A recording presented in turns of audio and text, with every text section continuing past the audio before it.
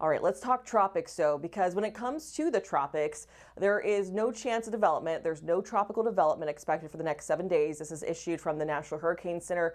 Now, that being said, there are a couple of tropical waves that we're keeping a close eye on. So we have wave number one, that's going to be to the north of the South America area, not quite to the Caribbean just yet. And then we also have one that's pretty stout that just rolled off the west coast of Africa. It's essentially rolling off the west coast of Africa as we speak. And both of these have garnered some attention. And we're going to watch them pretty closely because some models have been trying to hint at, something getting more organized, and specifically that area of development, or excuse me, that tropical wave that's a little bit closer towards the west coast of Africa.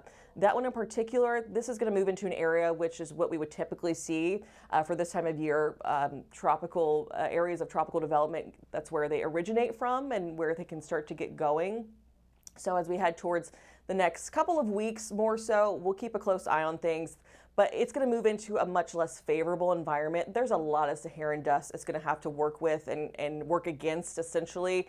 And we know Saharan dust can really put a lid on these systems, and we got a lot of it on the way as we head over the course of the next couple of days, specifically the next week or so. So looking ahead towards the 1st of August, because it does show signs that we're going to be seeing things pick up a little bit in terms of the action in the Atlantic as we get closer towards, say, August 1st.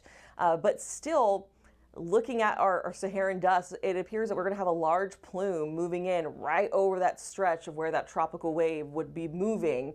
And if it were, a better environment, if there was less in the way of Saharan dust, it would have better luck and a better chance of, becoming more organized. But as of right now, with the way the Saharan dust looks like it's setting up, it just won't have the best environment for either of those tropical waves, really.